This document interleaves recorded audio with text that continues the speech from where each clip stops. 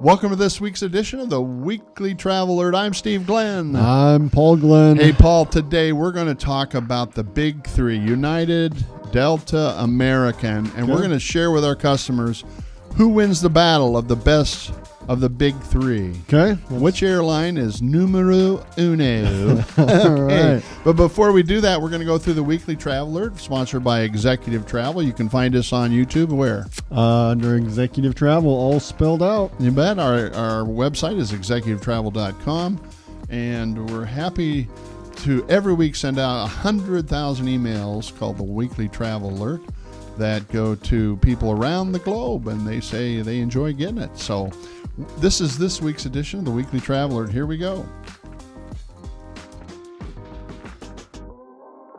The first item in this week's edition of the Weekly Travel Alert reads, why business class cabins will stay full even if the economy tanks, Paul. We did some research.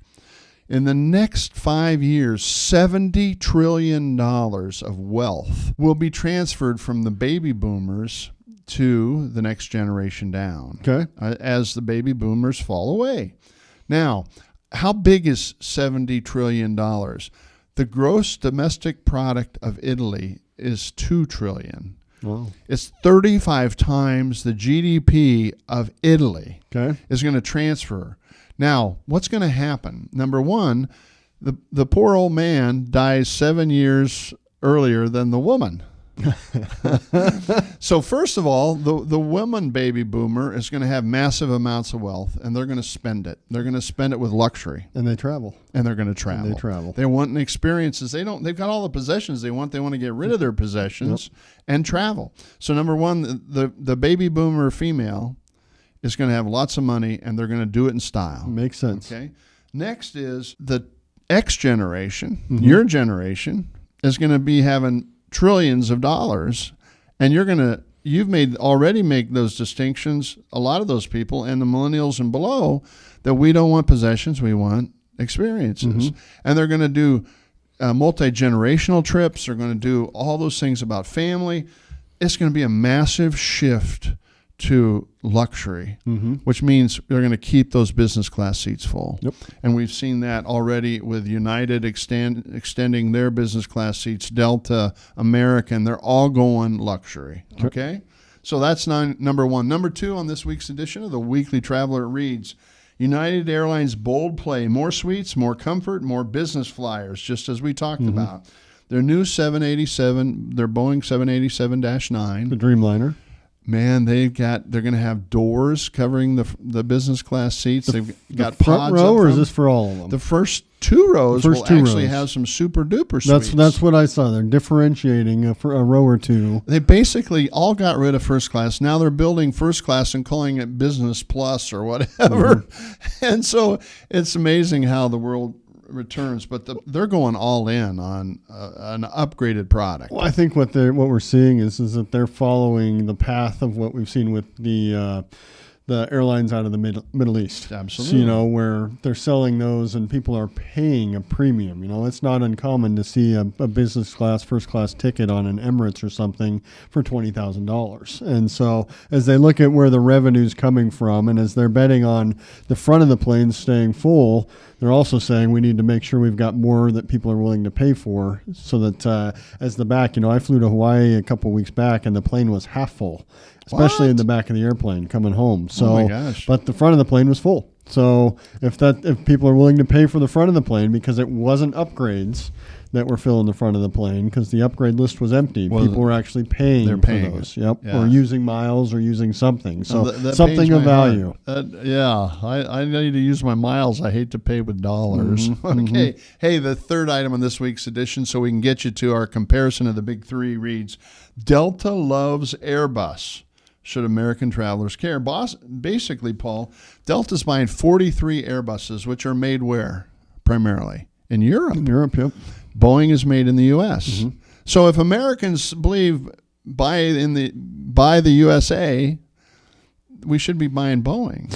But Delta said, hey, we're going to go all in with Airbus. That's all they're really buying now, new.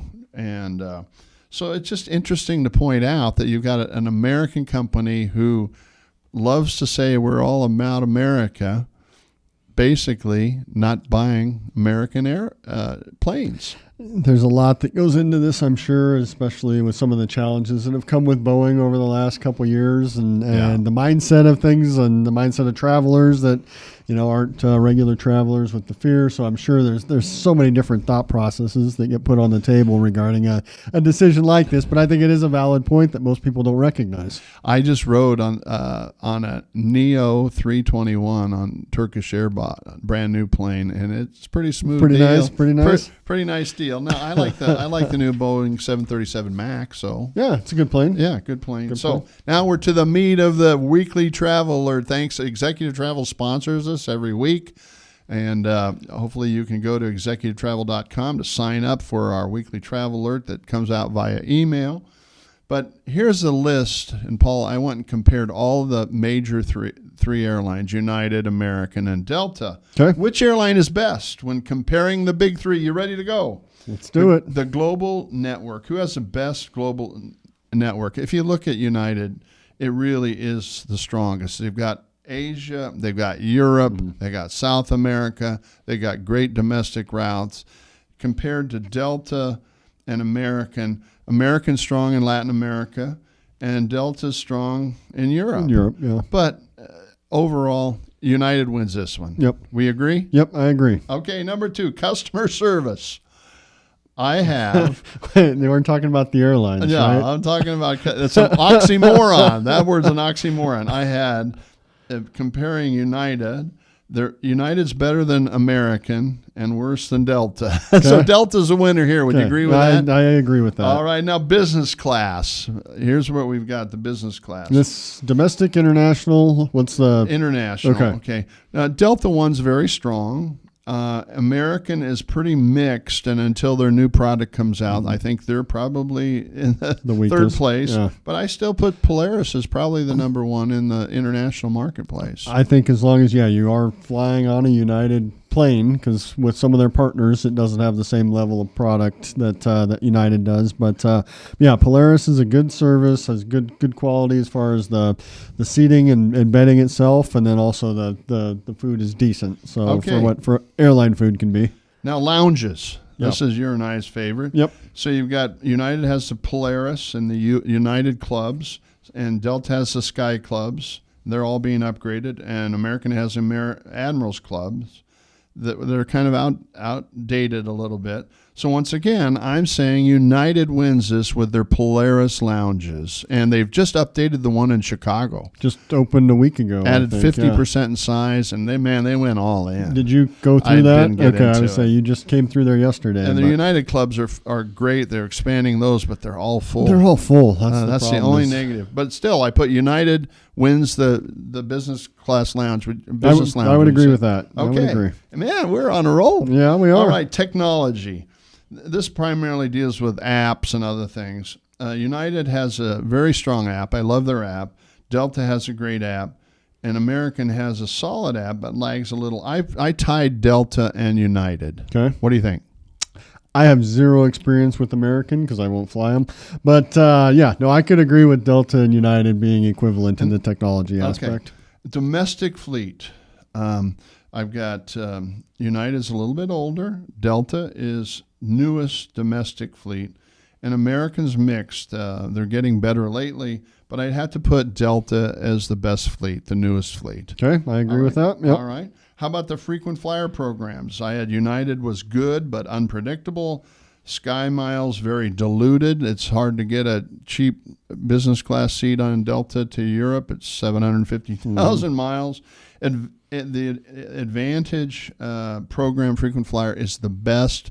You can get the cheapest tickets, like 37,000 one-way business class to Europe. Wow. I mean, that's 57,000 too. So that's the Advantage program by American wins this by a mile. And I think even with, a lot of what we're talking about, just in general, as I was looking at some options for business class to Europe for this summer, price-wise, American's really trying to win that business this summer, because going to, whether it be using miles or actually paying for dollars, miles, United was $100,000 or $200,000 each way for business class over, and you can buy a ticket on American for about $600-700 less than you can buy a ticket on anybody else. Okay. Baggage handling. I had United was good, but not the best. Okay. I had Delta as the best, and I had American behind United and Delta. You agree that? I agree. All right.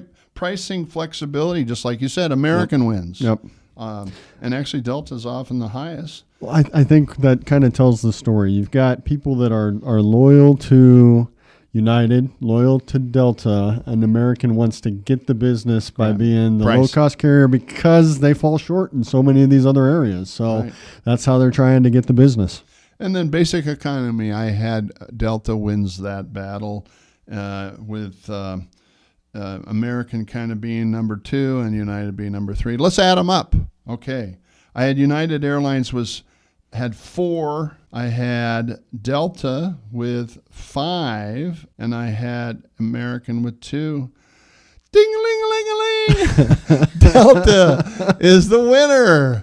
And they out of 5 out of 11, and United comes in a close second at 4, and the Americans kind of pulling up the rear. And that goes along in the lines of what we've seen with industry ratings of the airlines domestically for the last handful of years. Is Delta tends to be at the top. United's got historically a loyal following that has made it so that they've been right there. But I think a lot of this is changing. Yeah, I do too. You know, I think you and I have talked about it before, and I specifically have changed my outlook, and I will look at flying on Delta versus being loyal to United moving forward, just because they have fallen short. Their program has weakened as far as their loyalty program. So I think a lot of this is changing, and it'll be interesting to see over the next year or two with some of the investments that have been made, with some of the competition, how this changes. Thanks for joining us on this week's edition of the Weekly Travel Alert. Paul, if you'd tell them what they need to do. Please like, subscribe, share, and add any comments or feedback on topics that would be of interest for future episodes. Thank you for joining us. We'll see you next week.